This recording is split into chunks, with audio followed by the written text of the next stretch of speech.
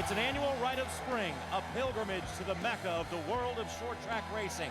Thunder Valley, Tennessee is home to the Bristol Motor Speedway, and today home to more than 160,000 fans from all over the United States and 12 different countries. And one of the best drivers here comes in on a roll.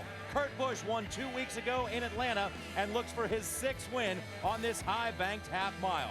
But will this be the breakout race for 4-time champion and points leader Jeff Gordon? And for the second weekend in a row, Mark Martin leads us to the green flag from the pole position. It's the world's fastest half mile. It's Bristol, baby, and there is mayhem around every corner.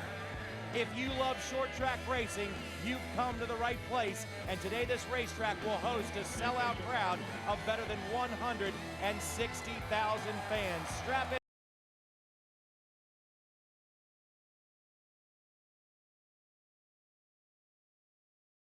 Welcome to NASCAR Race Day, built by the Home Depot. I'm John Roberts alongside of Jimmy Spencer, Kenny Wallace, two guys who have both had the honor and privilege of winning on this racetrack. And Kenny Wallace, by virtue of yesterday's nationwide race, I am happy to announce that you are now running 9th in points. You know what? 9th is in points. The top 10 is where I feel like I belong. But let me tell you where I feel like I belong right now. It's loud. It's exciting. It's Thunder Valley, baby, and it's Bristol. And one other thing to everybody throughout the United States, there's no negativity here. Do you hear me? Everybody is happy, and it is a good time, and I'm telling you, Bristol is the place to be. Yes! Yeah, but let me tell you how important Bristol is. If you go online and check these things out, Bristol is the largest fully enclosed stadium in the world. 160,000, the largest fully enclosed stadium. That's Bristol, baby. That's why all the fans come here, because you saw the preview there. You're going to see wrecks. You're going to see tempers. You're going to see pushing and shoving. You're going to see guys going to show their butts today. That's what I like about Bristol. They're going to do what, Jimmy? They're going to show them. Hey, let me tell you something. I've got a big announcement, Spence. Hold on. Bruton Smith just called. It's another sellout at Bristol. You know. Yeah. 56 in a row. And for more news on what's going on inside this bull ring of a racetrack, let's bring in Wendy Venturini. Wendy, good morning. Good morning, gentlemen, and all you race fans joining us on NASCAR Race Day. Now, of course, Johnny mentioned 160,000 fans. Spencer mentioned it's one of the largest enclosed arenas. This is a great place to watch a race. Great time for the fans, but it's even better for the drivers in the field today. This is quickly becoming one of the most coveted races that drivers want to win. Right after Daytona, Indianapolis, guys say they want to win at Bristol. They want to be right here in victory lane where I am. But it's very unpredictable here at Bristol. Anything can happen. And for more on that, let's head over to my friend Hermie Sadler in turn 4. Well, I am on the racetrack in turn 4, Wendy, and don't y'all laugh at me. I promise both of my legs are the same length, but this is the 30 degrees of banking at Bristol Motor Speedway. Where I am used to be no man's lane. If you're up this high on the racetrack, you were in trouble. But now with the new progressive banking up to 30 degrees, multi-groove racing, the top of the racetrack will be in play today as far as passing cars. Now, well, how much is 30 degrees of banking? TV doesn't do it justice, so I borrowed a car from my buddy David Reagan, an autographed car, no less. I want to apologize to David, and after I crash this car, I'm going to see if he'll let me auction it off for charity. But watch David Reagan's car ride down the hill here. Oh, no, no, no, no, no. Uh-oh, he lost the wheel. Sorry, David, but that's what happens when you crash here at Bristol Motor Speedway, JR. That was awesome. What a great demonstration. But you know what? Because it's a COT car, they can fix that thing, get it back together, and get it back out on the racetrack. That was cool, man. That was cool. Hey, let me tell you something else that is cool for Jeff Gordon right now. He is back on top of the point standings, and he's been there for a couple of weeks now. And remember, the last time Jeff Gordon had a long winless drought, it ended right here at Bristol. Clint Boyer, Jimmy, one of the, well, I don't know if you can call it a surprise or not, but he's second in points. No, and you know, the thing is, too, these guys here, brand new team. How about Kurt Busch? Nobody heard of him last year. This week, 3rd in the points. Good season already for those guys. How about this? Smoking his new Team 6, Kenny. Yeah, and Casey Kane getting a solid start. But the big surprise, Brian Vickers and David Rudiman early are running in the top 10 every week. And so Jimmy Johnson is right now 13th. This is one of the very few tracks, in fact 6, that he has not won on yet. And Michael Waltrip is still hanging in at 16th. And I think the surprise for a lot of people, not me, 20th A.J. Allmendinger. This guy's got what it takes, Kenny. That's important to be 20th in the points right now, Johnny. And one of the most important things about this race today is when we go to Martinsville next week, we will revert to this year's points. The first 5 races of the season are set up for the top 35 from last year. So guys, if you leave here outside of the top 35, which a lot of very, very good teams are on that bubble, you could go to Martinsville with the possibility of not making the race. Well, the first 4 or 5 races of this year, we were seeing guys jumping 8, 10, 15 spots, but now look, this is the 5th race of the year. Things are starting to calm down. Now everybody has to run good because now guys are separating themselves by 20 and 30 points. But next week is going to be the big week. This week you cannot wreck because you got to make sure you stabilize your points inside the top 30 so when you go to Martinsville you don't have to worry about qualifying. And the thing is that you're saying to yourself, wow, how could Mark Martin be that far back? Well, he blew up 2 engines. That's hard to believe, very uncharacteristic. But the key here is if he blows up again today or has another bad day, he could be outside, having to go to Martinsville and make it in on time. Let me tell you what, guys, it is very treacherous when you're outside that top 35 if you can make the race or not. So from top to bottom in the lineup today, we have stories going on at Bristol, as we always do. We also have Tony Stewart, Mark Martin, and Jeff Burton coming by to talk to us. And you know what? We haven't even turned a single lap yet, and we already have a wrecked race car. In this race last season, Jeff Burton led the way to a very rare 1-2-3 finish for Richard Childress Racing. It was his first win on this short track in Tennessee, and a big first for his boss, Richard Childress Racing. And the new colors are now on the side of the Jeff Burton car, but he's hoping for the same results as the team had here last time around. Let's now go to Hermie Sadler. Well, thank you, JR. Standing by with Jeff Burton from South Boston, Virginia. Jeff, growing up and racing in the Sprint Cup Series, you get a lot of cool stuff. Daytona 500, Brickyard, but how cool is it to line up here at Bristol, 160,000 people on a half-mile racetrack? You know, I compare this, not that I'm old, but I'm not that old, but I compare this to the Roman Coliseum, you know, when they turn the lions loose on those guys and all everybody watching. It's just a great sports environment. It's a real honor to be able to race here, and you know, it's just so cool. The fans are right on top of it, and when you can be successful here, it's very rewarding. It's a very difficult racetrack, and when you can't have success, it's real rewarding. And you won here last spring. A lot has changed over the years, the last couple of years at Bristol. Basically new racetrack, working in a new car, but it seems like everybody is getting the hang of the racetrack and the car. Better racing every time we come back. Yeah, I think this track is really going to produce some great racing. I mean, I'll say this: if you're into just watching wrecking, you probably like the old racetrack better. If you're into watching quality racing, I think this racetrack's a lot better. If this place gives you options. And I really believe, I don't know if we're going to see it today, but I really believe there's going to be a time we're really going to see the South Side Groove come in, and you're going to see really a lot of side-by-side racing action. I think when that happens, it's going to be way more exciting than it's ever been. And it's going to happen, just a matter of when. And tell us about your car. Can you win again today? Well, we got a lot of work to do, that's for sure. We didn't qualify very well. We weren't good on Friday in qualifying, and we went out second, so those two things piled up on us. But you know, I feel good about our car. The key is going to be keeping them turning. Everybody's complaining about being tight. You know, that's going to be the key, being able to stay on the lead lap. But I think our car is good enough to get something done. But we got a work cut out for us. And I know, Jeff, you were at the ACC tournament last week and pulling for the Blue Devils. I'm a Tar Heel, obviously. Went to the game last night, and I won't say I was pulling for Duke, but I was not upset they won because a tough day for the ACC. But a lot of March Madness. There will be some madness on the racetrack to do today, Wendy. Thanks, Hermie. A Tar Heel graduate myself, pulling for the Heels. Now Mark Martin will be leading the field. He's the first repeat pole winner for 2009. Of course, sat on the pole in Atlanta. So we talk about starting position. It's really important to start up front here at Bristol. We just talked to Jeff Burton. He's talking about side-by-side racing. That kind of gives you an advantage to start up front. Well, it's great, but it is 500 laps. And with our racing luck, we're hoping it turns for us today. We got the best starting place in the house and the best pit stall. Wasn't really happy with our car in happy hour, so Alan and the guys have made a number of changes for today, and we're looking to be strong. Now, Jimmy Spencer was just mentioning, if it wasn't for some engine failures, you would be way up in the points. You're right on that line, 35th with a 9-point lead. How do you approach this race? Are you really going to put your car in a circumstance to go for the win, or do you really have to look at the big picture today? Dick Trickle told me back in 1977, in order to finish first you must finish.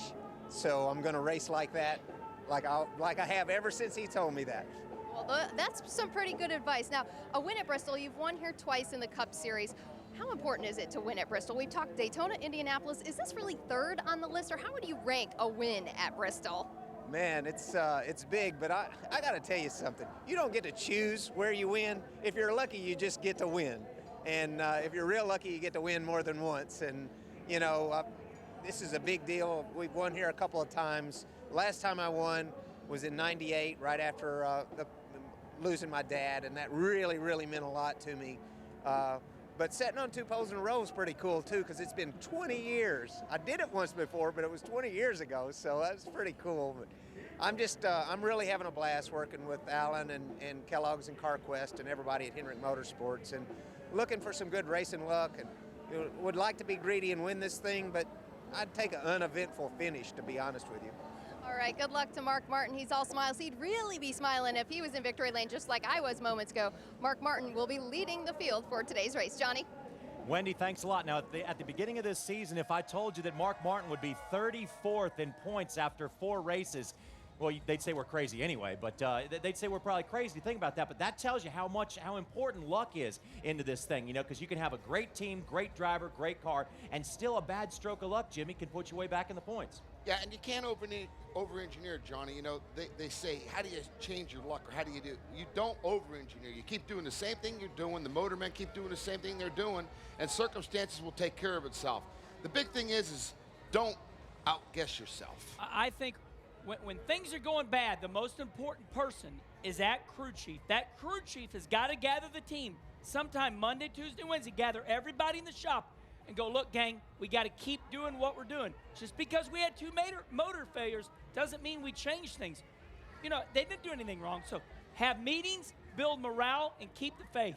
Yep, that's what you got to do, because luck, you can't change it sometimes, and sometimes it plays the biggest factor in whether you win or lose a race. We got to take a quick break here on NASCAR Race Day, built by the Home Depot. Here's a guy whose luck turned around last weekend in Atlanta, or 2 weekends ago rather, in Atlanta. Roger Penske, as he heads into the drivers' meeting. We'll head to break and be back in a moment. Kurt calls Bristol his second home, and he's got the trophies to prove it. Wendy catches up with Big Bro Busch to find out how he dominated Tennessee's pride and joy. It's easier to do your job as a driver if the setup is dialed in for faster speeds. At Bristol, if you're the leader, you're going to win because the second place guy can't catch you. Around the turn, NASCAR Race Day, built by the Home Depot. Welcome back, everybody, to Thunder Valley, Tennessee, and the world's fastest half mile at the Bristol Motor Speedway. Now, it's intimidating enough to start any race on this racetrack, much less starting here for the first time. When Eric Almirola started here for the first time, he finished 8th in that U.S. Army car, and he's standing by with our good friend Hermie Sadler. Hermie, take it away. Well, thank you, JR, and thanks, Eric, for joining us right before the drivers' meeting. But first of all, some good news. New colors for you guys this weekend. Tell us about it. Yeah, pretty excited. Champion Athletic Gear came on board this weekend, and just been real excited to be able to put all the things together we've been able to do this at the beginning of this year, and just hoping to get more stuff like this. You know, is awesome for Champion to come on board. They supply us with all our gear, you know, on race day and on race weekends for all our sportswear and stuff. So it's a great company to work with, and just proud to have them on board. You're battling, obviously, trying to win a race, but also in the battle on that top 35 bubble. But you came to Bristol last year, as JR said, a top 10 finish. Got to give you some confidence heading into the race today. It does. You know, anytime you go to a place and run good, you always come back and you feel like you know what you need to run good there. So practice goes smoother because you know what you're looking for, and it seems like the race even goes smoother. So real confident in our race team, Doug Randolph and all the guys on our Champion car this weekend. So hopefully we'll come out of here with a solid top 10, top 15 finish, and the points will work themselves out. What can we expect from you in this race team? We know you're set probably through Texas, but what can we expect after that as far as your plans with the 8 car? Well, you know, everybody at Earnhardt Ganassi Racing is working really hard to put sponsors together. We need sponsors. We need sponsorship dollars to be able to continue to race, and we're trying to run well. You know, I mean, we've run well. We just haven't got great finishes. So I think if we can continue to run well, sponsors will see that, and we'll be able to sign some more deals, and we'll be able to keep racing. A lot of teams in the garage area needing sponsorship. The good way to get that is perform well. Eric will try to do that today. Wendy? Same thing for Scott Speed, trying to perform well. His first Sprint Cup start here at Bristol, but not his first time here at Bristol. Raced the Camping World Truck Series last year. You actually sat on the pole that day. What were you able to learn from that truck race that maybe you could apply here today? I mean, this is a tough racetrack. Absolutely. I mean, ever since we got here, especially with the COT, I mean, we battled so much. I mean, yesterday we had a great run in the nationwide car and ended up in 8th. And I mean, that thing, it's so easy to, it seems like it's so easy to dial that thing in, but the COT, it's like, sometimes I hit it, most of the time I don't, so it's a struggle. I mean, me and Jimmy, Jimmy's got his work cut out for him, honestly, because, you know, taking my feedback and trying to make the car right for race day is tough. I mean, so we'll see. I mean, it's a learning experience. This is definitely a fun place to come to, though. I enjoy this place a lot. Now, running yesterday in Nationwide, you really conditioned yourself. This is a really physically demanding racetrack. How does a guy like yourself prepare? Because you're a thin guy, but that doesn't always mean that you're going to have all your breath at the end of the race. No, I mean, honestly, I think the heat has a bigger, you know, factor as far as how, you know, worn out you are at the end of the race. I mean, after the Nationwide race, we were fine, and honestly, I mean, with temperatures like this, it's pretty much the most ideal conditions you can have to race at Bristol. But for sure, when it starts getting hotter in the summer, we're going to struggle more. All right, let's talk about the top 35. 30 points out of that top 35. This is the cutoff. Today's the end for that top 35. How much are you going to watch guys like Eric Almirola, Mark Martin, those guys? Are you going to be watching them on the racetrack? I don't know. I mean, you gotta you know, deal with what you can change. I mean, whether we're in the top 35 or not, I mean, we're still gonna have the same mindset. We're still it's a learning experience. The year's gonna be very long. I'm sure we're going to be a lot better by the end of the year than we are now, but obviously the top 35 is important, but it's not everything. I mean, we know we have a good car. We know we've had great results. We've gotten unlucky a lot so far this year, so I think that's kind of put us in a kind of behind the 8 ball at the beginning of the year, but I'm sure by the end of the year it's going to shake out and we're going to be fine. All right, good luck to Scott Speed. He has a decent qualifying position of 11th. Johnny? Wendy, thanks a lot, and best of luck to Scott Speed and the Red Bull team. Under NASCAR rules, the top 35 is locked into any given race. And after this race, we're going to go back to this year's owner points. As you take a look at some of the teams that are in: Gordon, Johnny Andretti, Sam Hornish Jr., Ryan Newman, Logano, Gilliland, and Mark Martin. Then it's on the outside looking in, the number 8, Scott Speed, Menard, Travis Kvapil. And you know, Kenny, those things definitely aren't set in stone because as teams come and go, that could vary. Well, when we look at the 36th place in points, Eric Almirola, and then you go to the 39th, Travis Kvapil.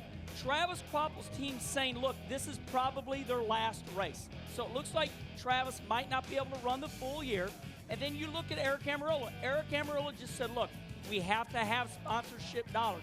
So really, in reality, race fans, we're only looking at one car that is going to run the full year. We're looking at about 36 cars running the full year, Jimmy Spencer. It looks like Paul Menard, when we get 3 weeks down the road, if Eric Almirola and if Travis Kvapil do not find sponsorship, they're saying they're going to back off and not run the full series. We're only looking at 36 cars running the full year. That only leads Paul Menard out.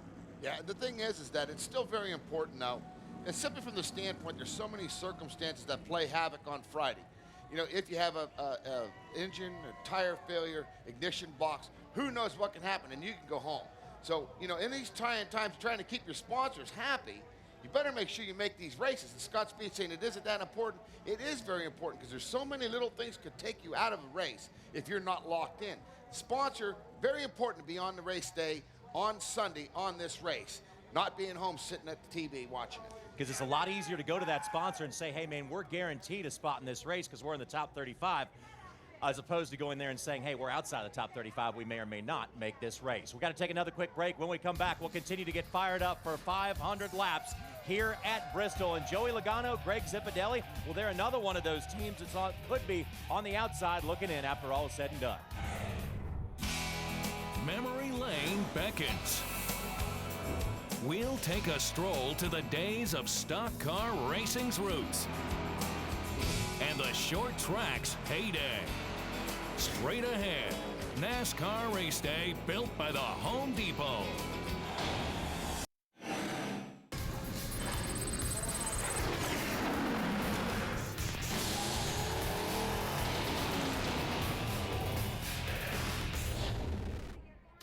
This Bristol Motor Speedway has been a second home to Kurt Busch over about the last decade, but Busch's first attempt at conquering the Tennessee short track was, shall we say, less than stellar. 3 wrecks, 118 laps completed, and a 42nd place finish. But just 1 year later, Kurt returned to Bristol ready to make up for his poor performance and wasn't going to let anyone get in his way for a chance at redemption.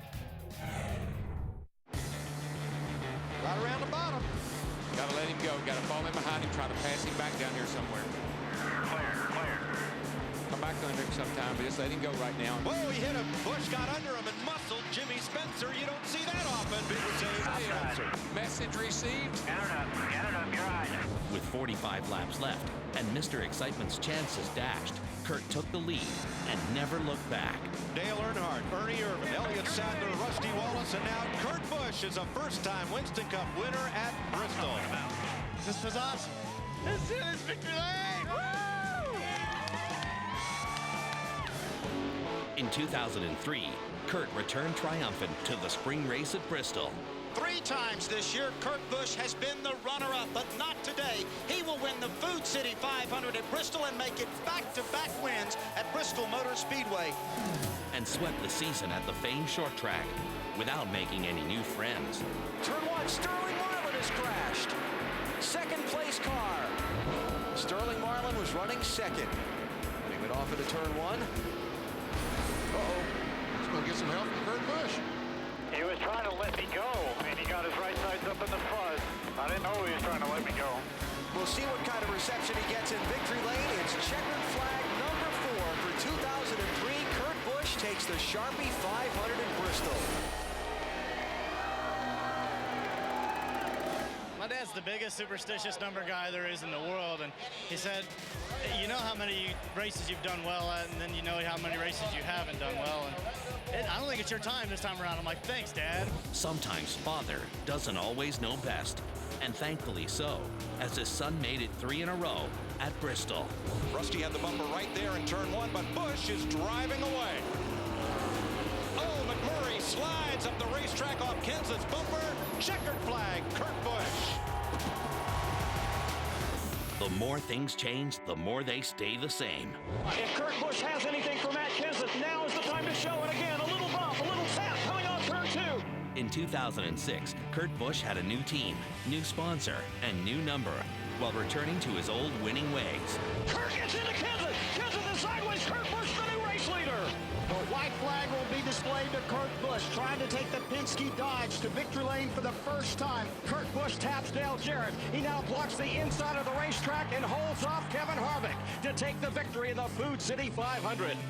Thunder returns to the Valley today as Kurt Busch aims for win number 2 on the season and 6th here at Bristol.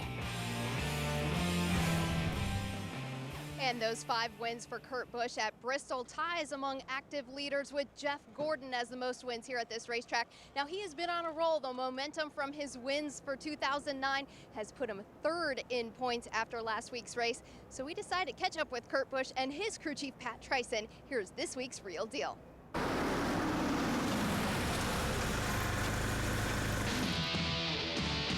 Kurt Busch, Roger Penske win in Atlanta. He is pumped up. First off, Kurt, congratulations on the win last week. It seems like it was so long ago, but clearly the best car won that day. Thanks, Wendy. It feels good just to get Miller Lite, Dodge, and everybody back into victory lane, and just the press that comes of it, and the way that the power of the people behind the scenes really start to make it all come together. It's a big thing when you win one of these cup races. Talk about, Pat, from team morale side of it, to have a week off afterwards, it's almost kind of nice to come off of a win and then have a week off. Yeah, I mean, you get to celebrate it longer, you know, everybody gets to enjoy it a lot longer, you know.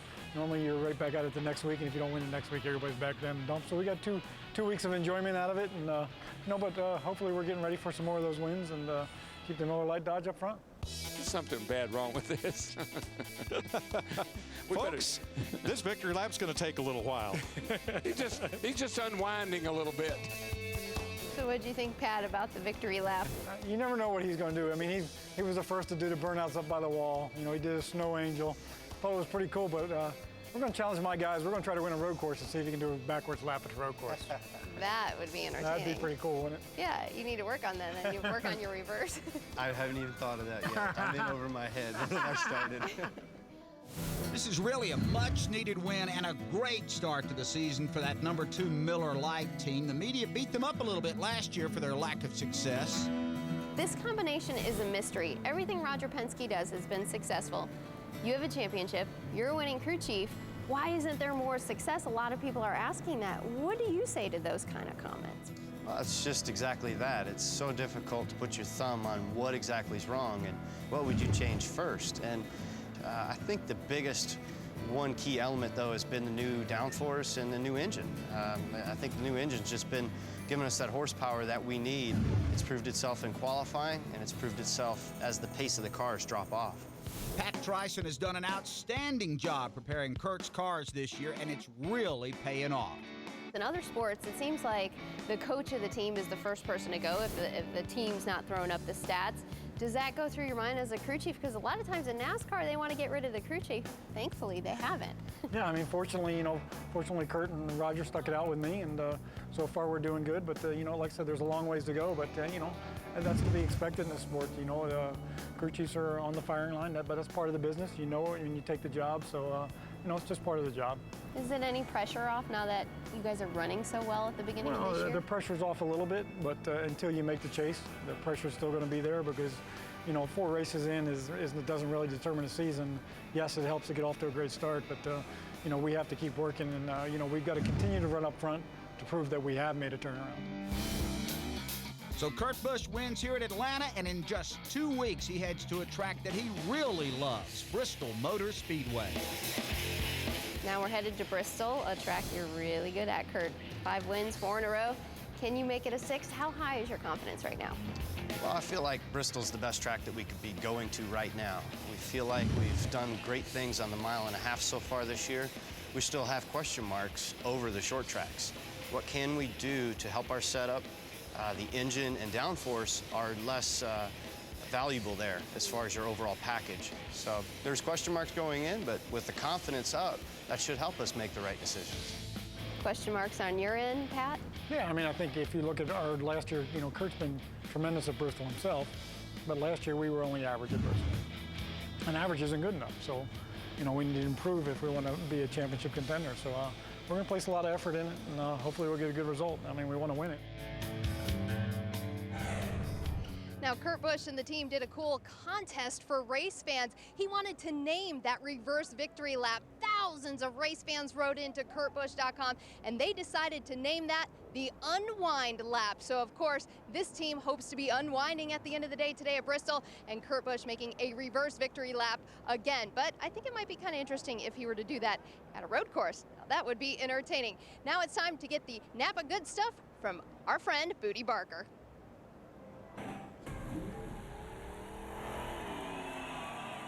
You want the good stuff with Napa? Well, we're going to give it to you. Who's the best ever here at Bristol Motor Speedway?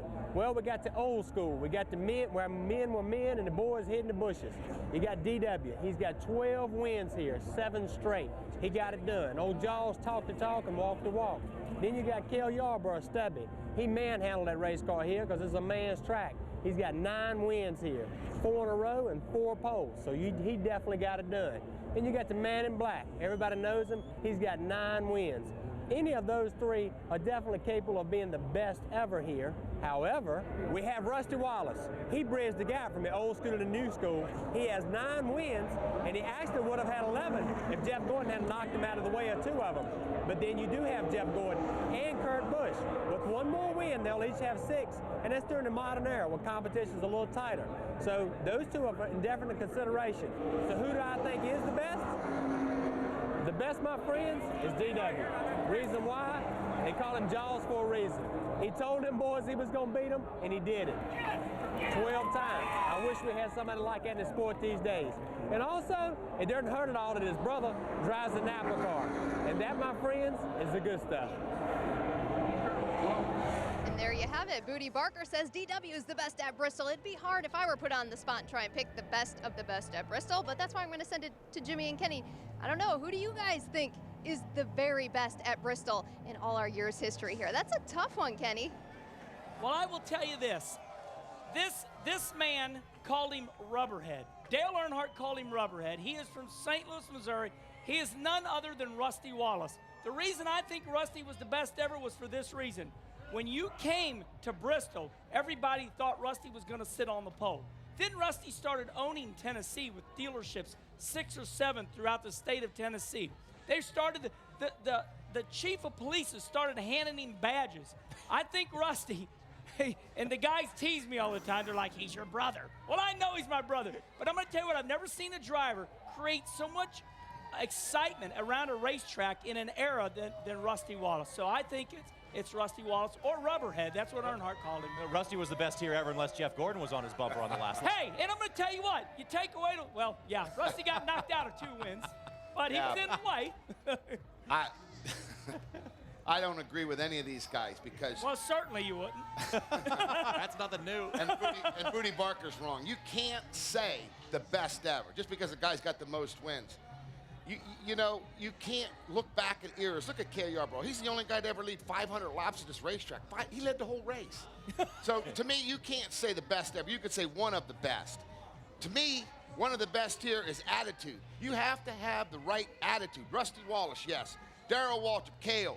Go down the list. Kurt Busch. And they had the right attitude. They have the right attitude to win. That's what you need. The crew chiefs have to have the right attitude. And if they don't, that in turn shows the crew like, okay, we just need to get out of here with a good day. Tony Glover told me he comes to Bristol with a brand new car all the time because it's very important to have the right attitude come in here. I agree with Tony. You got to have the right attitude, Johnny, to be successful. Just real quick, don't be saying we're going to take our worst car to Bristol because we're going to wreck. Don't work. Then you will wreck. Yeah, it looks nice and pretty when it gets here, but it definitely doesn't look pretty on the way out the door. And also, you need to leave your emotions at the door as well. Another former Bristol winner and the winner of yesterday's Nationwide Series race, Matt Kenseth, has also won on this track before. Those are a couple drivers to keep an eye on, and we'll be doing that as we get ready for the race. This is the 97th Cup race here on the world's fastest half mile in Bristol, Tennessee. Many call it the best short track anywhere. But over the history of NASCAR's top series, short track racing has provided us with great finishes, bent tempers, and wadded up sheet metal.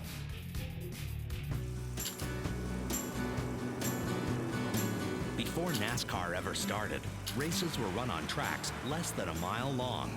In fact, the first ever strictly stock car race was run just down the street from the NASCAR Hall of Fame on a 3/4 mile track called the Charlotte Speedway. There's the green, the race is on as 28 cars roar through the south turn. Throughout the 1950s, 90% of all races were run on short tracks. But for fans, nothing seemed to outmatch the beauty of the beaches of Daytona or the beauty pageant in the Old South. Miss Southern 500 leads the procession in the pre-race festivities. The grandstands this year hold 80,000, more fans than ever before. But still, the thrill of turning quick laps dominated the NASCAR schedule.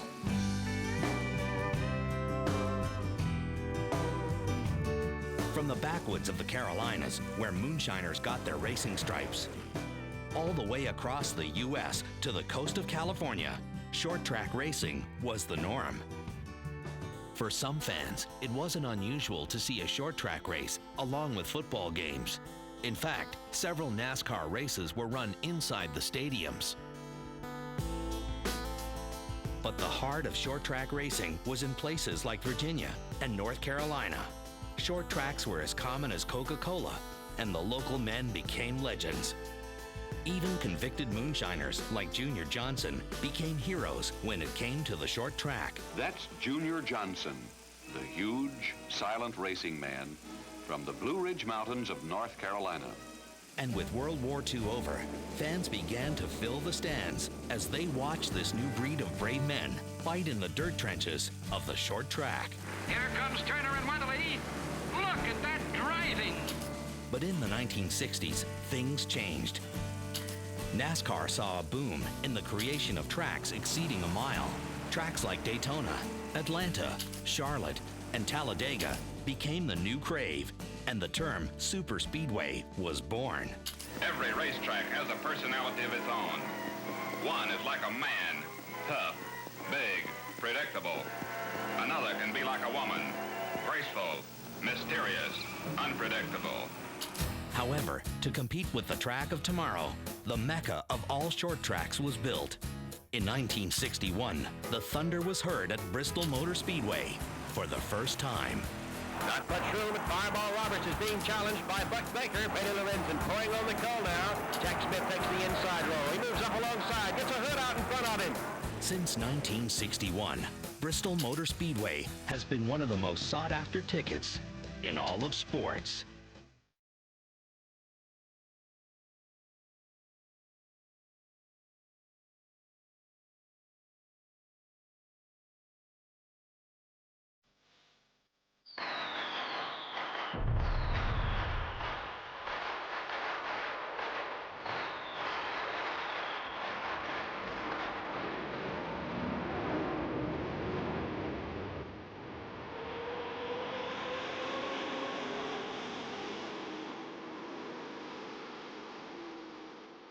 Mental and physical fatigue can take its toll on drivers here on these short tracks. And for more on short track racing, let's go to Wendy Venturini in the Shell Garage.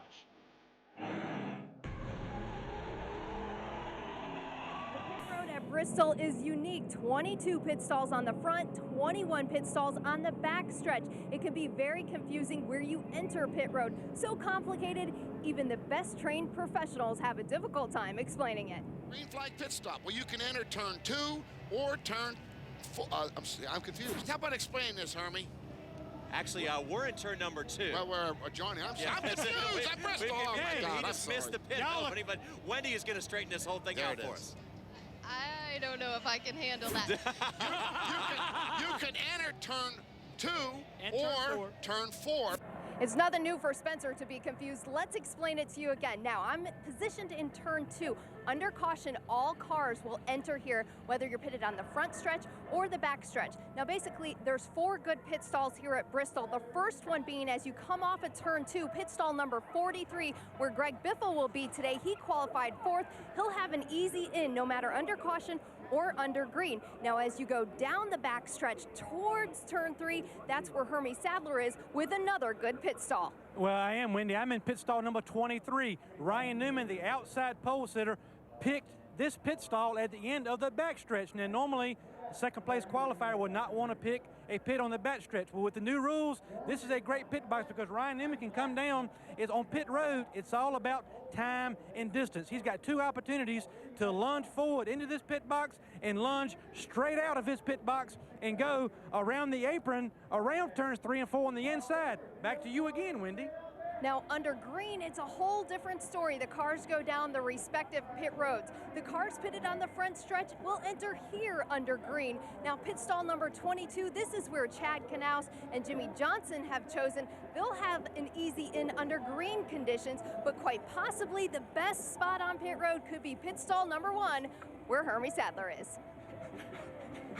You're exactly right, Wendy. Pit stall number 1. This is the 5 Kellogg's car of Mark Martin. The place everybody wants to be. Track position on the track position on pit road, very important. At the end of the day, it's all about getting straight out to that yellow line. And if I'm Mark Martin, I can go straight out. If I'm everybody else, when I get done getting my pit stop, I got to go around the guy and go this way. So Mark Martin straight off pit road will give him a big advantage today. Take it back because I'm tired. All right, now despite the rumors, Hermie did not exceed pit road speed when he came down there. But if it's not enough, guys, to have to worry about the 42 other cars all over you going around this track with the G-forces throwing you out, you got to remember when it's green, when it's yellow, where to go in, where to go out. That can be very, very confusing. Okay, for me and Jimmy Spencer, cameraman 1, okay, here's the deal. This is the front stretch. This is the back stretch. We used to have to pit on the front or the back. NASCAR, with this track here at Bristol and Martinsville, they did something that nobody ever thought of. Watch this. All they did is they took the front stretch and the back stretch and they went, look, we'll enter here and we'll make this go all the way around like this. So pit road is that long now. You enter here, you go all the way around. It's one big old pit. And that's way better than pitting on the front or the back. Used to be a day, Spence, if you had to pit on the back stretch, you never could win the race. You were thought of as a heel. Oh, we're on the backstretch. We cannot win the race. We don't even know why we're here now. But the other thing about this pit road, fans, you have to realize, Wendy said it, 22 and 21. That is not a lot of distance. Say you go to Pocono, Charlotte, some of these tracks like a lot bigger pit box. Another thing, get that car in the pit box. Remember Dale Jr. on the pit line? Watch that today. That's going to be critical. Did you get in your pit box, Johnny? That will cost you a lap. It was our good friend Elliott Sadler was the first guy ever to win pitting on the backstretch. Yes, he did. He proved you could do it. On the backstretch, off the pit that Newman's in. Yep, exactly. So anything can happen here at Bristol, and chances are it will this afternoon. When we come back, we'll talk to a guy who's scored a victory or two here over the years. It's Tony Stewart. But first, get the latest news and commentary from SpeedTV.com personalities and industry experts like Chris Devoted, Jimmy Spencer, Hermie Sadler, Tom Jensen, Bob Dillner. Be sure to check out Voices of Speed each week on SpeedTV.com. Welcome back to NASCAR Race Day here at Bristol, where the fans are outside and they're starting to make their way in. 160,000 race fans will eventually make their way into this enclosed stadium. There we have Tony Stewart's car, Smoke, as he's affectionately called, who is now joining us on NASCAR Race Day. Now, I got to ask Smoke about his season so far, because you're off to a good start, 6th in points. Is it where you want to be, Tony? Oh, I definitely think so. I mean, you know, we possibly could have been in second if we didn't have a loose wheel at Vegas. We were, you know, we ran in the top 5 half the day and had a good car and a good enough car to stay in the top 5. Just had some bad luck with a loose wheel that put us 26 for the day. But the other 3 races we run 8th. So I've been really happy with our Office Depot, Old Spice Chevy, and Darian Grubb and all these guys. I'm just so proud of this whole Stewart-Haas organization. And you know, Ryan's having a good weekend so far this weekend. So I think both of our cars are going to be good today. Now, you have a win here at Bristol, 1 win back in 2001, but you're pretty consistent the last 3 years, the last 3 races. You've had these top 15s. Is that what you need today to survive at Bristol? I mean, this is where it starts to get down and dirty, and we start to weed out a lot of those people in the top 35. Yeah, the good thing is we qualified 15th too, so we got a decent starting spot, and you know, hopefully we can keep good track position today. But it's critical. I mean, it's really critical for Ryan, who's you know, close to being outside the top 35 in points, which is something I don't anticipate staying there very long. But you know, this is a big weekend for them, obviously on the U.S. Army car, and you know, it's a big weekend for us too. I mean, this is one of the places I really like. I've been watching the show inside the trailer here, and I had it figured out as far as how pit lane worked. You guys have got me totally confused, and I sat in the driver's meeting and actually paid attention today, and now I have no clue how I'm getting in and out of the pits, but that's why we got a good spotter with Bob Jeffries to help me get in and out of the box. Well, that's why we're here on NASCAR Race Day. And Spencer, he's still confused, so don't worry. We'll come back. I want to know, you know, that we watched the Legends race last night, and I watched Spencer there, and then all of a sudden he kind of drifted back, and then he got this little spurt of energy at the end, and the guys and I were kind of speculating that he may have fell out of the seat and got tired or something. Spencer's listening. I love him. That's my buddy. I love him. You know what, Tony? I love you, buddy. I ain't going down that road with you. He says he loves you. I'm feeling it. Sure he does. LD Ottinger passed Spencer. You're going to see the highlights, race fans. It's coming up on NASCAR Race Day. You got, hey, go back in the hauler in just a minute. You're going to watch the highlights. But I do have to ask you, you have quite the spread going on at your hauler here for lunch. I can't imagine you are eating this before the race, because you've thinned out, Smoke. You look skinny. You cannot be eating cheese sticks and spaghetti here. Well, it's not always that. I don't know. It's good food. It's not always exactly healthy food, but the guys love it. It's you know, the big deal is having the guys fed, and you know, part of keeping these guys happy and the crew guys ready to go each weekend is keeping them fed. So we got a big guy in the back here keeps us all fed, and I've had a little bit of spaghetti this morning, but I've slimmed down quite a bit. It's I've been changing how I've been eating a little bit and getting back down to my fighting weight again. And it's hard. You know, you're keeping busy as an owner and a driver. And I just tell them it's a stress. Well, we hope that the stress gets less and less as the season goes on. The last time a driver-owner won a race was Ricky Rudd. Maybe Tony Stewart can break that record today here in Bristol. Johnny. Wendy, thanks a lot. We got to take another quick break here as you take another look at Smoke's car that could well end up in victory lane, because he's done it before. When we come back, we'll have much more on this big bull ring in Tennessee. It's the Bristol Motor Speedway, baby.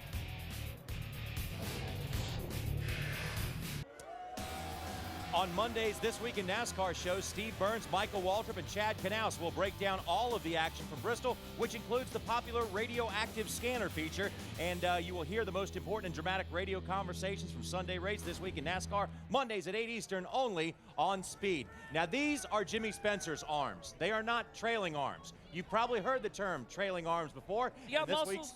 Yeah. Pretty big. In this week's Advanced Auto Parts Texplanation, Hermie Sadler explains to us exactly what trailing arms are. Take it away, Hermie. Well, thank you, JR. Today on NASCAR Race Day for Advanced Auto Parts Texplanation, I'm taking you underneath this race car to talk about trailing arms. I'll bring the camera in and show you what I'm talking about now. Right here are the trailing arms right here. One on the left-hand side, another on the right-hand side. Now, mechanically, they are to hold the rear end housing inside of the car, but they are a great tuning tool for a short track like here at Bristol Motor Speedway. If you look right here, they have 3 holes that you can bolt this trailing arm into. Right now, our trailing arms on both sides are in the middle hole. That'll give you about 2 to 2.5 degrees of pinion angle. Pretty good forward bite. Well, here at Bristol, if you want more forward bite, you can actually lower these trailing arms into the bottom hole on both sides to give you about 3.5 to 4 degrees of pinion angle, give you more forward bite. Might make you a little bit tighter through the center, but more forward bite. Now, if you really want to get tricky here at a short track, you can do what we call split the truck arms. You can put the left side truck arm down into the bottom hole, leave the right side truck arm up in the top hole for a split effect. That gives it more rear steer in the middle of the corner, helps the car turn, and keeps the forward bite. So not only do these truck arms hold the rear end housing in, they're a great tuning tool for here at a short track like Bristol, JR. Boy, you don't see that very often. Hermie Sadler laying down on the job, man, but he was running before. Let me tell you, that was awesome. That was awesome. Very good explanation. Hermie, for more, go to the Advanced Auto Parts virtual cutaway car on speedtv.com and learn more about this COT car. So let's jump inside of this new race car and check out just exactly what it is to take a lap around Bristol. Takes about 15 seconds, doesn't it? Yeah, here we are down the front stretch, and I want to lay out so the fans can hear.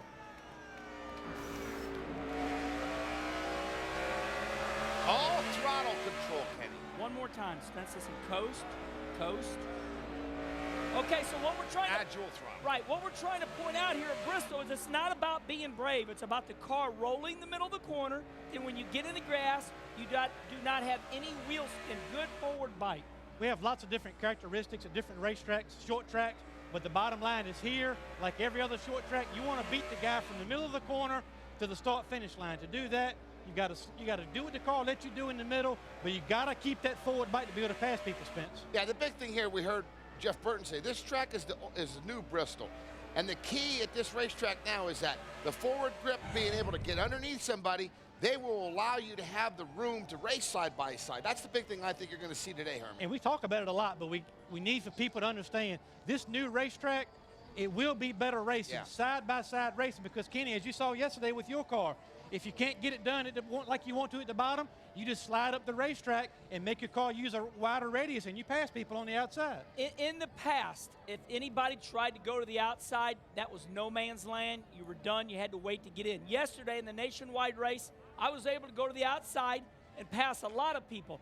Now, the nationwide race here last year, that's where Casey Kane won the race. You're going to see the high side be a good side today. It's going to be a groovy track, 2 lanes, but the bottom line does prevail when you're really looking for speed. Now, you can never go wrong quoting Jeff Burton, and earlier in this show, Jeff said, hey, look, if you like a wreck fest, you like the old Bristol. If you like racing and side-by-side, you like the new Bristol. And also, that has a lot to do, Hermie, with tire wear, pit strategy, fuel, because we had green flag pit stops last time we raced here. Well, let's talk about it again. If you want to save tire wear, moving up a little bit on the racetrack, you don't have to turn the steering wheel quite as much, a longer radius, and you don't spin the tires as much off the corner. So you got to have a good race car, but a smart driver, a patiently aggressive driver can do you a lot of good here today too. And also the pit strategies you see, it's always they always talk about doing the opposite here at Bristol. Hey, I really like when Spencer was explaining that, getting on pit road and where to get in. That was awesome. That was good stuff, but also was good stuff. We saw Tony Stewart decide to stay out while everybody else decides to go in then. Well, Tony Stewart didn't decide to stay out, but somebody made a decision to stay out. And the key here is you start to see all those guys pit and put new tires on. That's going to be very critical. What are you going to do when it happens and the caution flies late? Do you put new tires? Do you put 2, 4? that is going to be a critical decision because you will wear tires out here at Bristol quickly. And you know what? In racing, we always say, is it the driver? Is it the crew chief? Well, let me tell you what. If a caution comes out with 15 or 20 laps to go at here at Bristol or Martinsville next week, man, I don't want to be the crew chief. Because if you say stay out, if the leader stays out, the whole field will come in and you're a sitting duck. So to be a crew chief at that point is rough. Now, clearly one of the best crew chiefs in the business is Chad Knaus with the number 48 team, and he tells us in this week's Sunoco pit strategy that there is never a dull moment at Bristol. Coming into Bristol this weekend, it's the 5th race of the season. There's a lot of things on the line. You got guys that are trying to make the top 35 in points. It's going to be real exciting to watch these guys to see how they fare, because going into Martinsville next weekend, they're going to have to qualify on time if they're not in the top 35. Now, a lot of things happen here. It's about 150, maybe 155 laps on a Sunoco fuel run. Well, in between those 150, 155 laps, there's going to be a lot of cautions, a lot of different strategies. You're going to have 2 tires, you're going to have 4 tires, you're going to have fuel only. But one thing is always guaranteed here, it's going to be exciting, and I bet you it's going to be a lot warmer than what it is right now. Chad, you're right, man. It is absolutely beautiful out here. It's the first weekend of spring, and it's perfect springtime weather to do a little fiddling around and then go inside and watch 500 laps of racing at Bristol. We got to send our buddy Hermie Sadler inside to get the drivers. We'll be back here on NASCAR Race Day in just a moment. Say Bristol, think DW. We'll pay tribute to Bristol's winningest driver and show you how he tamed the valley. Coming at you, NASCAR Race Day, built by the Home Depot.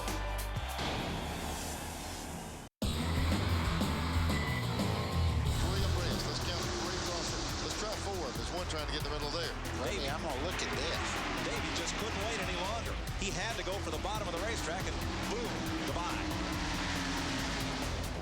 They got up there and got to racing each other, and I guess they forgot I was back there, and 2 of them went into turn 3. Kyle just hauls it off the corner. He's got the inside. Tell you what. He's up to Earnhardt's bumper. Earnhardt takes it. They're on the racing service down on the flat part of the racetrack. And it's Kyle Petty. Kyle had to lift, and it left me an opening to get alongside Kyle. Here comes Davey Allison to the bottom. It'll be the finish everybody was waiting for. They crashed past the finish line. They have crashed into turn number 1. That's just the way it goes in racing sometimes. Sometimes everything goes your way, and sometimes little things don't. And sometimes those little things turn out to be big things. In this case, it was a big bang. Celebrating 25 years of All-Star memories. Don't miss the NASCAR Sprint All-Star Race on Speed May 16th. NASCAR on Speed. Be there. And how about this for a little twist? NASCAR Team Fan Zones will be a place to be at the 50th running of this Coca-Cola 600 on May 24th, 2009 at Lowe's Motor Speedway. Go into team-specific hospitality tents, lowesmotorspeedway.com, 1-800-455-FANS. We're going to take a quick break here on NASCAR Race Day, built by the Home Depot. When we come back, we will continue to get fired up for 500 laps around one of the tightest tracks anywhere, the Bristol Motor Speedway.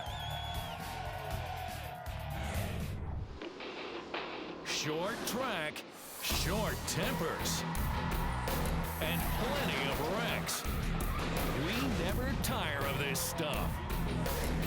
Fisticuffs are straight ahead. NASCAR Race Day, built by the Home Depot. Hi folks, I'm Jeff Hammond. Here were some travel ideas for the short trip from the world-famous Bristol Motor Speedway to Martinsville. There are plenty of places to see and some great RV campgrounds in the area as well. Check out the Mount Rogers National Recreational Area. There's a 60-mile stretch of the Appalachian Trail just waiting to be explored. It's a must-see for any outdoor enthusiast. Or, just 150 miles northeast, you can experience the natural beauty of the Cumberland Gap National Historical Park. For locations and a free DVD to help plan your trip, log on to GoRVing.com. See you next time, and I'll tell you another great stop between 2 racing cities as Go RVing after the race rolls on. They say in racing there's different courses for different horses, but no one ran this course quite like Darrell Waltrip. He did it once in an 88 car, again in an 11 car, and also in a number 17. Didn't matter what number was on the side of Darrell Waltrip's car, he had Bristol pretty much licked, and that's why he is the all-time race-winning leader here at Bristol. Here's Waltrip off of corner number 4, and the checkered flag waves. Darrell Waltrip has won the Busch 500 at Bristol. Darrell Waltrip's name is synonymous with Bristol Motor Speedway. And Waltrip might take the lead here. Darrell Waltrip has won more races here at Bristol than any other driver. In the early 80s, Waltrip terrorized his competitors with his bold, brash, "Here I am, come and get me," sometimes cocky deliverance. That's the problem with me, I make it look too easy. But he always seemed to back it up, especially at Bristol. My whole thing about Bristol was I could go there, I could run harder, longer than anybody else. I could stay out of trouble. I grew up on the high banks. I grew up racing at Nashville. It was 36-degree bank at one time. So I love the high banks. I love to feel the car digging into the banking. You see, Darrell Waltrip could teach a class on how to get around Bristol Motor Speedway.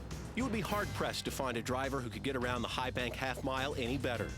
He still holds the record of most wins at the track, but what he accomplished from 1981 to 1984 was remarkable.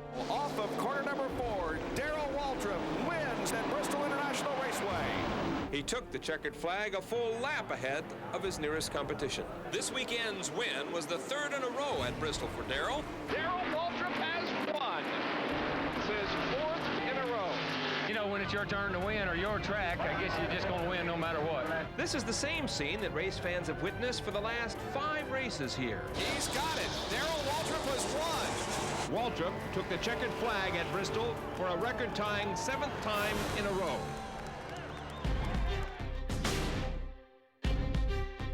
Eight straight wins at a single track had never been done before. Waltrip started 5th, and by lap 69 had the lead. He was well on his way to win number 8 before he broke down. The 8th one, we had it. We had a lap on the field and we broke a rear end housing, or we'd have won 8 in a row. The consecutive streak ended in August of '84, but winning races at Bristol continued. Darrell Waltrip wins the Busch 500 at Bristol International. DW would add 3 more Bristol wins to his career. Of his 84 Cup victories, 12 of them have come at Bristol. 12 wins is a career for some drivers. And for Darrell Waltrip, that was just one racetrack. DW joins us now live. DW, thanks for joining us. What was it about you and this racetrack that just seemed to mesh so well together? And first of all, I heard Spencer mention a little bit earlier about attitude. I always had the right attitude when I came here. I came here to win. A lot of guys come here just to finish, but I came here to win, and I just like to feel the car fall in the corner and lean into those high banks. It just fit my driving style. Then you had to be aggressively cautious, and I know that's an oxymoron. By the way, Spencer, that means they don't go together. But anyway, it just fit my driving style. He didn't say moron, he said oxymoron, okay? But anyway, DW, as we head into this race today, so many stories up and down this grid. You got the guys who are fighting to be in the top 35 in points, but also some of the best in the business are hungry for their first win in a long time. You know, JR, as I look at the starting lineup today, there's something very interesting. If you look at practice speeds and you look at where cars qualified, 70% of the races that won here are from the top 10. But when I look back at the back of the field, I mean, you've got Kevin Harvick, Jeff Burton, Matt Kenseth, Dale Jr., a number of cars that are in the back of the field. And when you look at practice speeds, when you lay those over the top of each other, those guys in the back were at the top of the list when it comes to practice speed. So what we're going to have today is it's going to be guys that are trying to stay up front. It looks like that might be hard for them to do, but we got some hungry hounds in the back that are going to be charging to the front. That's going to be fun to watch. Darrell, thanks a lot, man, for coming by today, and we'll be watching you and the boys this afternoon on Fox. We appreciate your time. All right, JR. See you guys. See you, Kenny. All right, that's the winningest driver ever here at Bristol. Let's take a look at what's coming up on the pre-race show for Fox for the Food City 500 at Bristol Motor Speedway. They'll talk to Kurt Busch, Tony Stewart, and Jeff Gordon. That's today at 1:30 Eastern Time on your local Fox affiliate.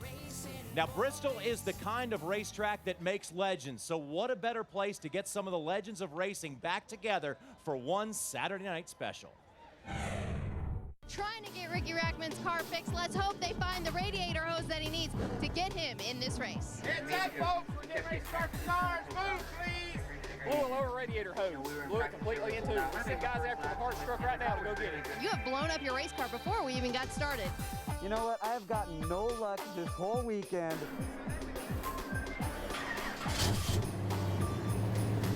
Congratulations, you're going to be able to get in this heat race. Where are you expecting Ricky Rackman to qualify? What would be a good starting spot for you? Last.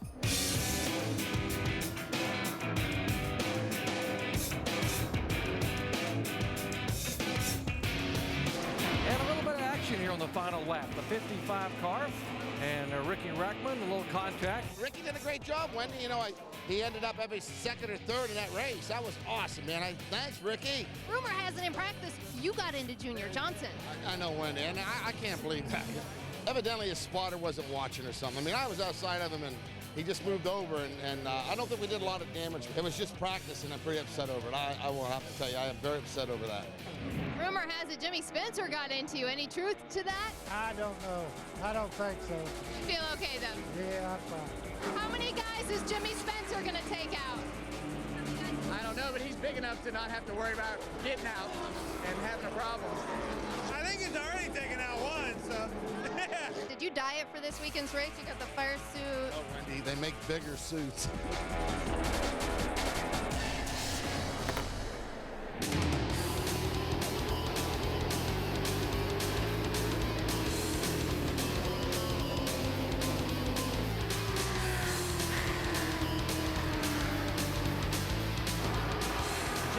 No slouch here either. He could get around this racetrack. One race here, so it's going to be a tough pass for Rusty.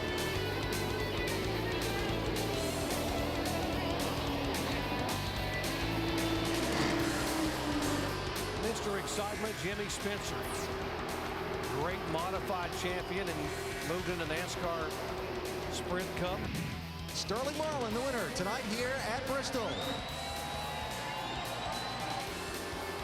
Terry Labonte going to win the battle for fourth over Jimmy Spencer. Jimmy Spencer climbing out of that race car. Good, solid top 5 finish. Good job for representing speed tonight, Spence.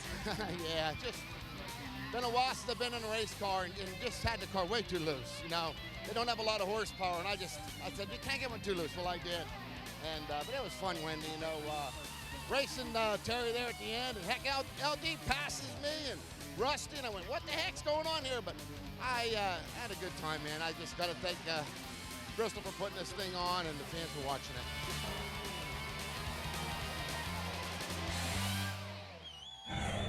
Yeah, Jimmy, we got to second that. What a great job by the Bristol Motor Speedway to put a race like that on. You guys, I know once you're out of a race car, you're just dying to get back in it, aren't you? Yeah, I got to thank Bristol. I got to thank the UARA. A great little series runs up here in Tennessee. They visit Myrtle Beach and stuff. I want to thank all those guys for giving us their cars because they didn't have to do that. And, you know, I think the guys did a great job and the fans supported it. And hopefully something can happen out of this. I think a lot of guys really enjoyed that. I hope the fans did. How many lucky dogs you need, Spencer? Oh, I knew that. Don't pick on Jimmy Day. DW, using words I don't understand. I think I think what Spence is saying is that we're looking for a seniors tour, right, race fans? Wow, I'd have to great idea. I can hear it. Kel Yarborough, Jimmy Spencer, side by side as they come to the stripe. On the inside Short tracks is Junior only, Johnson. senior track. But you know what would happen at the senior racetracks, though? Some of those guys would be out there, they'd drive the entire race with their right turn signal on. No, but look at it. We would get new sponsors like Geritol. Spence, that would Hey, wait, we got to go to a break before we get in trouble here. But first, it is time for another racing question from Asta. Hey, Spencer, think with your dipstick. JR is still number one, I think. That said. Hey, who has won 7 consecutive races at Bristol? If you want the answer now, go to Ask.com, where NASCAR fans go to get the answers. Ask.com, the official search engine of NASCAR. Welcome back to NASCAR Race Day, built by the Home Depot. If you want a race fan to say, woo, all you got to do is say Bristol Motor Speedway. We have A beautiful springtime day, and we're coming back to one of Kurt Busch's favorite tracks after he won 2 weeks ago in Atlanta. Now, Kurt has dominated on this racetrack before. He's got 5 wins here, and one more would put him in the all-time lead among active drivers with 6. But there's another guy with 5 wins at this racetrack and 4 championships to boot. Jeff Gordon comes in #1 in points today and is looking to make a big splash at Bristol. But what about Mark the Kid Martin? For the first time in 20 years, he has back-to-back poles, and Mark Martin will have the best view of this racetrack when the green flag waves on 500 laps this afternoon. Here are the standings in points. Jeff Gordon is first, Clint Boyer is second. Yeah, and the key here, Johnny, is this is some new faces here. Kurt Busch being in third, Matt Kent is right there, Kenny. New faces starting to come to the front. And this is what we're talking about. Look at Greg Biffle in 10th spot, but already 154 points back. 5 races in the year. The points are really starting to separate themselves. And we're still in the point of the season right now where you see huge swings in points. Way to go to Brian Vickers in 11th right now, David Rudiman in 12th, and Michael Waltrip in 16th, with Elliott Sadler right behind him. 200 points out of the lead, and that could definitely change again today. Now, the significance of the owner standings after the 5th race of the season is we go back to the points from this year. Right now, the top 35 is determined by last year's points. Yeah, Johnny, and this is big now, you know, because why are we showing this far back? Fans, if you're outside there, you're 36th, Eric Amarillo, going into Martinsville, you have to qualify on speed. Very important, Kenny, to be locked into the race. And I might say we need to take a big look at the 34th in the points. David Gillen, this was a driver that Yates Racing or Yates Roush said, look, we can't use you, we're going to go for Travis Quapple. Travis Quapple outside the top 35 in the points, and David Gillen takes a startup team and is inside the top 35 in the points. And now is the perfect time for us to go to our Best Western Best and the Rest feature of the show. So, Jimmy, tell us who you think is the best right now. Oh, I think the best right now is Clint Boyer in the 33. You know, think about this, fans. Whole new team. Childress organization starts over. He buys the points from Bobby Ginn. And, you know, here we go. He starts Daytona out. This team, he has the longest current streak, 77 race streak running at the finish, and he was 6th at Atlanta. The surprise new team, no question. He has quickly become the A team for Childress Racing. And, Kenny, what about the rest? Well, the rest, listen to this. Bobby Labonte lost 15 spots in the points last week. Bobby's got to work hard to get those back. But Bobby's just one of the people I want to talk about being the rest. I want to talk about the truck drivers. The truck drivers that drive Dale Earnhardt Jr.'s truck, the truck drivers that Mark Martin, and then Joey Logano. These are top 10 teams. The truck driver next week at Martinsville, who is used to pulling in early and having his chest out, and I will bring my tractor trailer on the left side of the hot dog stand, which is the place to be at Martinsville. These truck drivers will now be in the back. How will these teams, you know, deal with this way back in the points, not having a garage area? It's going to be interesting. I'm going to be looking at the truck drivers and the crew members. Will they keep their chest out? Will they still push their cars with pride when they go to Martinsville?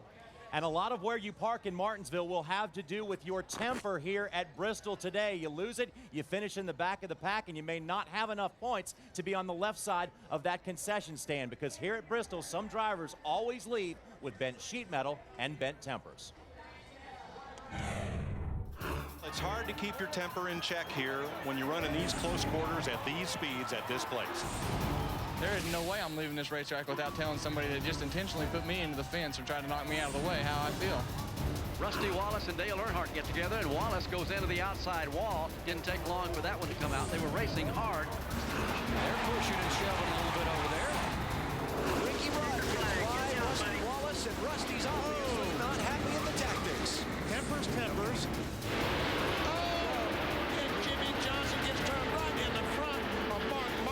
Jimmy Johnson got the worst end of that. On pit road, Stewart expresses his displeasure with Jeff Gordon. I got some really good words for him, but I can't say it on TV, but you can be Wolfman every now and then, but sometimes you can only take so much. Here comes Earnhardt. He hits Labonte. Labonte spins in turn 2. Now, I was going to get in hard. I was going to get in under him and try to rattle him and try to get upside him and race him, but I didn't mean to spin him out. But they'll say that's a lie no matter how you say it. Can a guy win a race by spinning a guy out on the last lap? It depends who it is. And this circumstances, just big thumbs up for it, I'm sure. And there is the reason why 160,000 fans come to this racetrack every time we race here. I'm excited because you fans always want to hear stuff, but you know what? I wasn't in any of those highlights. I am the cleanest driver ever in NASCAR Sprint Cup racing. And I also have some oceanfront property in Kansas to sell you. I've never been to the truck in my life. You know what the hardest thing to do at Bristol to keep your temper? This is the hardest thing to do. When you are way faster than somebody and you catch them from a straightaway, a good race car driver will take a picture in his mirror every time he comes off the corner. You look up, you go racing. You look up, you go racing. When somebody catches you from a straightaway back, you better slide up the hill and let them go. No, don't move over for them. I'm going to tell you what. That's what's lacking in this sport, Kenny. And let me tell you something. We need them to push and shove. If you don't move over, you will get wrecked at Bristol. I will wreck you if you don't move well, over. Well, if it's Kurt Busch will push you out of the way. You wrecked Kurt Busch. No, I did not here. Kurt Busch tried to wreck me, and he did. He ended up winning the race. But that's what I like about Kurt Busch. You have to be aggressive at this racetrack. We need some racing back into racing. We need some more activity. So all you younger drivers, don't just sit there and be complacent. Race your butts off today.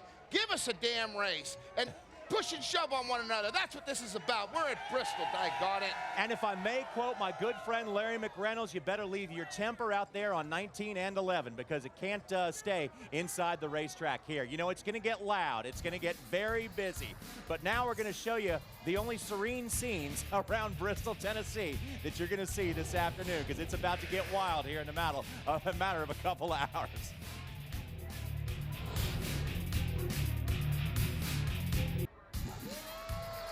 As part of the effort here at Bristol Motor Speedway to be more fan-friendly than ever, they had a little fan fest on Friday night. You see Elliott Sadler and Casey Kane duking it out on the Wii Boxing, and that's the only time those guys actually duke it out with one another. Elliott Sadler was the heavyweight champion of the world, but the real champions were the fans that came out here and got to watch all the activities here at Bristol Motor Speedway at FanFest. Now it's time for Fantasy Picks, and the real champion here looks to me like Wendy Venturini.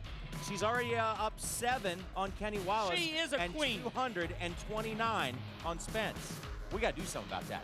Oh, yeah, I got Wendy's a good pick today, though. Okay, let's see what Wendy has to say because leaders and ladies go first, Wendy. Well, thank you. I hope to be wearing the championship title belt. Welcome to the gun show. All right, here we are at Bristol. Anything can happen. I'm going with a guy who gave me possibly the best quote of the weekend. Kevin Harvick says, stay out of the mess and you'll be all right.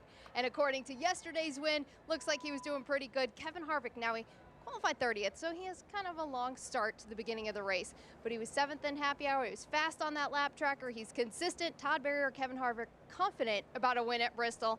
And keep our fingers crossed, I'll stay in the lead for the fantasy picks. Let's head over to my friend Kenny Wallace.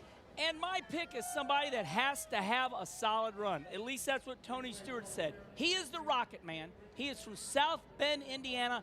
I'm going with Ryan the Rocket Newman.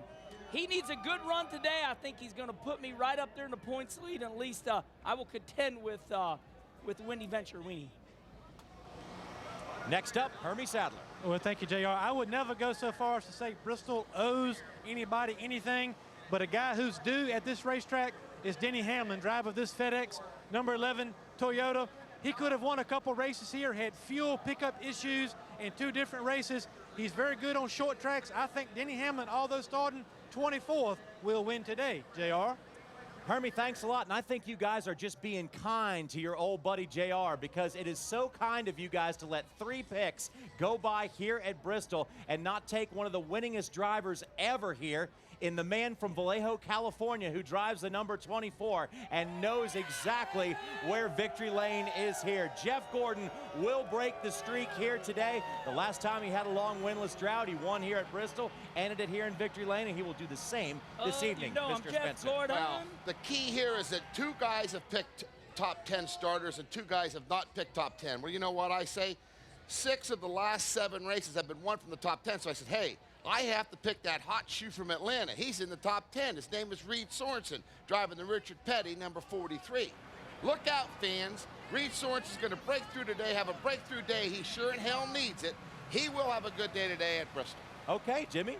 All right, so we got some serious difference in opinions here about who's going to win this thing today. Wendy Venturini's going with Harvick.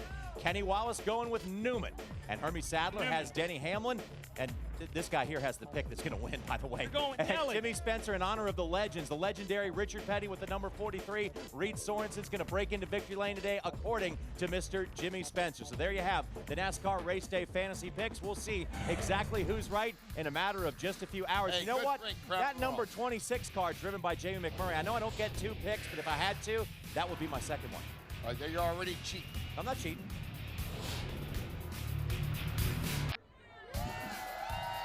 Can't say enough about this racetrack here at Bristol. It's the world's fastest half mile and a sold-out crowd, 160,000 strong. We'll see 500 exciting laps of racing today. And the pageantry before Bristol. It always is something else. Now, there are a lot of people polling for this young driver today to not only have a great finish, but also to leave this racetrack solidly in the top 35 in points. Let's go to Hermie Sadler. Well, thank you, Joe. And I do have Joey Logano standing by. Joey, obviously, you did a lot of short track racing through the years, getting experience to get to this level. Anything you've ever been on compare to Bristol Motor Speedway? Yeah, quite a bit. I mean, it's still a short track, but it's kind of, Bristol's a beast of its own pretty much. With the high banks, you still got a lot of speed. So it's fun. I ran here when it was the old asphalt, and now we're concrete now with the new, and it's quite a bit different, but it's still a lot of fun. And I think we got to get a Home Depot Toyota today. We practiced pretty good, starting 23rd, and hopefully finish this thing and keep it in the top 35. I was going to say, you're 33rd right now. You got a decent qualifying run. You got an experienced crew chief in Greg Zipadelli. How do you balance between wanting to get that win and get up front, but also knowing that you need a good solid top 10, top 15 to keep those points? Yeah, for sure. That's definitely what we need. And, here, staying out of the wrecks is going to be one of the biggest deals here. It's Bristol. Halftime, you can't even do nothing about it. So, we're going to try to get a good solid top 20 at least and keep working on our points. Joe Logano, the education of him begins today here at Bristol. He's got a little experience here, but today could be a big day to maybe springboard him to move up into points, Wendy. Somebody else who wants to springboard is David Gilliland. He's inside the top 35 owner points, but so much can happen at Bristol. You have a 24-point lead right now in that top 35. What is the goal, just to stay out of trouble? What is your mindset going into this race? Well, we first off to put TRG Motorsports in the position we need to be in to keep attracting sponsors and keep the phone calls coming, as we need to be in the top 35 in points. And I think realistically a top 20 finish would be good, which sounds a lot easier than it is here at Bristol, man. It's so many things can happen here. Fortunately, I finished 9th here in the race last year, so we got some confidence going in. Slugger and all the guys got the car driving really well, so I think we're going to be okay. We had a great qualifying effort, qualified 14th, so real proud of all the guys, man. Everybody's worked so hard here, and we're only 24 points in, but it's definitely better than being 24 points out. I think you really have been flying under the radar this season. I think going into Daytona, everybody was focused around Tommy Baldwin Racing, Jeremy Mayfield Motorsports, but here you are, we're almost our 5th race in, and this is where the cutoff happens, and you're in looking at the outside. That's got to feel pretty good. It does. It feels great. I went to Daytona watching, and man, it was the most difficult thing I've ever done. And for TRG Motorsports at Daytona, just barely missing the race. We all left there with the same feeling in our gut, and didn't like it at all. So, we've all come together and worked really hard, and I think, I've done a lot of the things that we need to do to try and be here and to stay. And, we've got some great attention here lately. The media has been great to us. We've worked really hard and put ourselves in a great position. So, so far so good. We just got to keep it up, get through today, and hopefully we can go to Martinsville not having to qualify on time, man. I don't know how much longer my stomach can deal with it, man. It's crazy. It's unexplainable, the feeling that you have there on Thursday night. I haven't slept in a Thursday in, I think, 5 weeks now, so I'm looking forward to that. In a few more hours, we will have those answers whether David Gilliland will be in or out of that top 35. The excitement is definitely building, Johnny. It's getting louder by the second, and the fans are piling in right now. Wendy, thanks a lot, and best of luck to David Gilliland as he gets ready to take on this track this afternoon. Remember those ant farms you used to have when you were a little kid? Just kind of remind you of them a little bit.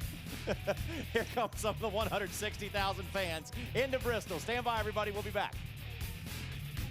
NASCAR Race Day is built by the Home Depot. You can do it. We can help. Brought to you in part by Verizon Wireless. Get the inside track from Penske Racing, race analysis from our drivers, plus highlights and more on VCast. and by Ask.com. Get the answers to and all your racing questions at Ask.com, the official search engine of NASCAR.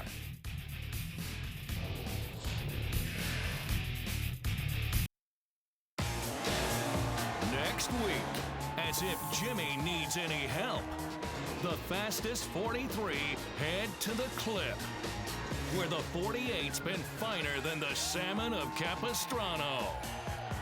Can Johnson tame the circuit's shortest track yet again? Live from Martinsville, NASCAR Race Day, built by the Home Depot.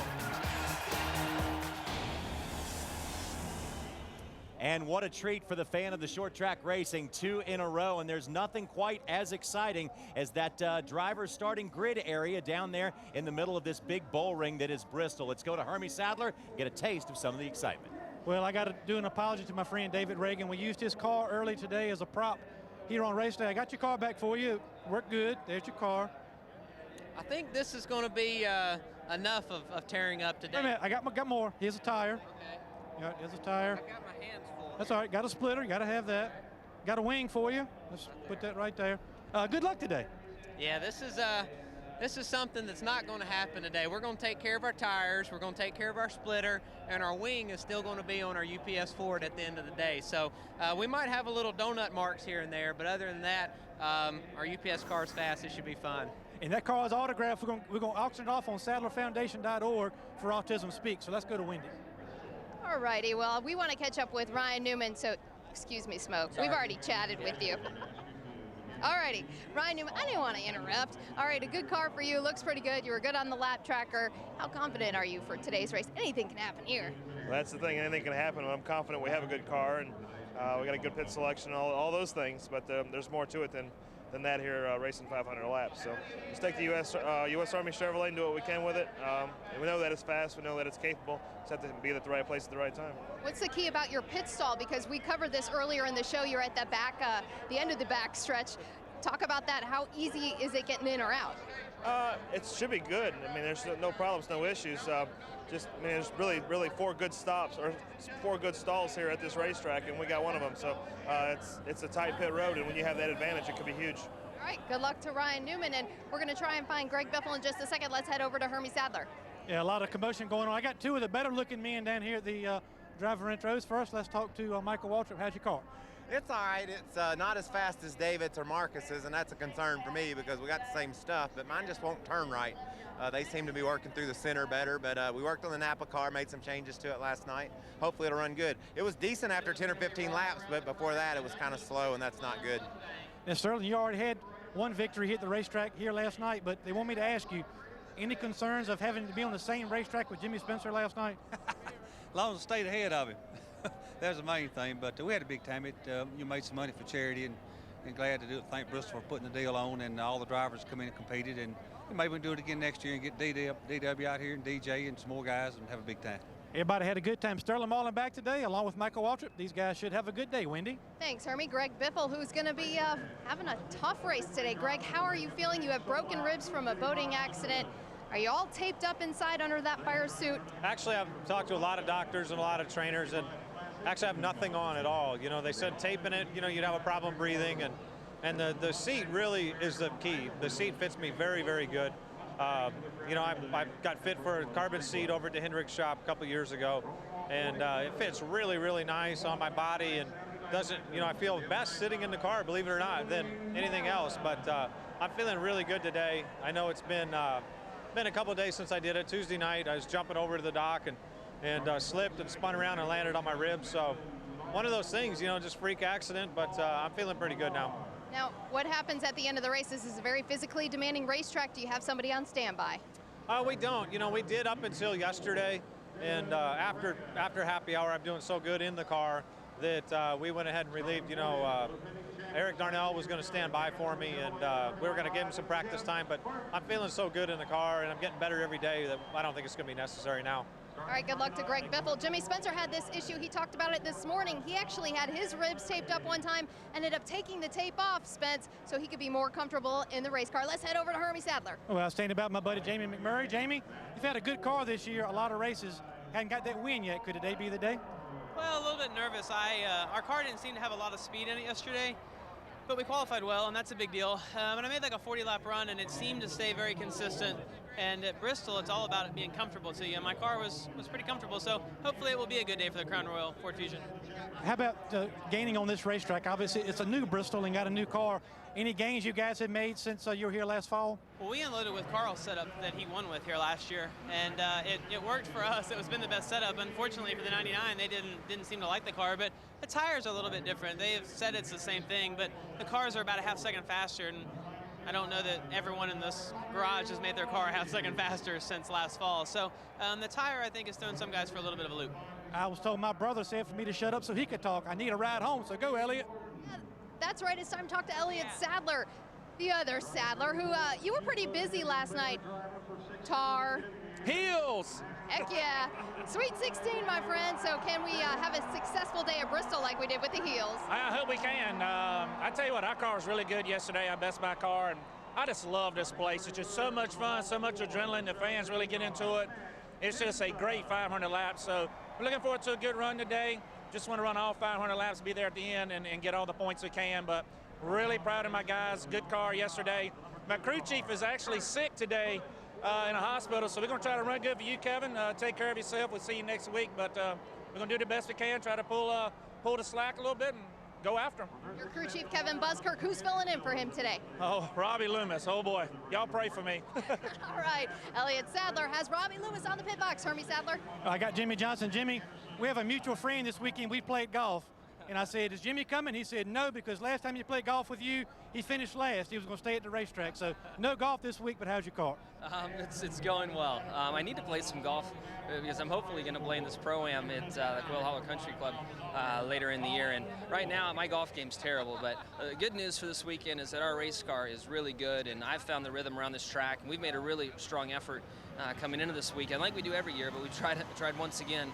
And it seems like we're hitting on the right things, and Chad and I are talking about the right parts of the corner, and we're doing well. Hopefully we can back it up with 500 good laps today. You've been honest about the fact that this is the one racetrack that you've been hit or miss at a little bit. What have you worked on this weekend to get it better from behind the wheel? Truthfully, just making sure that I can drive the car for 500 laps. It's so easy here to get sucked into a loose race car because it does produce a little faster lap time, but after 30, 40 laps into the run, you can't hang on to it. And as you know, if you can't comfortably drive the car and race people, you're not going to have the track all to yourself the whole day. So if you can't race people, you're just going to put yourself in trouble. And I've gotten caught from that plenty of times, and today I've got a good and comfortable race car. Well, good luck today, and let's slide over one more time to Wendy Venturini. Thanks, Hermie. Of course, Jimmy Johnson talking about racing on that racetrack side by side. What do we expect out of today's race, Casey Kane? I think it's going to be good. It's our Budweiser Dodge was pretty quick yesterday. We're a little tight in the center. I think everybody kind of fought that, but it's a great day for racing. A lot of good fans here, and I don't know. Hopefully the outside comes in and we can race all day side by side and just have a good one. All right, good luck to Casey Kane. It's really picking up in here. Johnny, look at all these fans. 160,000 packed inside Bristol right now. Wendy, thanks a lot. It's always a good one when you race here at Bristol. The 5th race of 2009 is now just less than an hour away. 500 of the funnest laps anywhere at the Bristol Motor Speedway. Thanks for coming along for the ride, and we'll see you tonight in Victory Lane. Keep it right back here on Speed.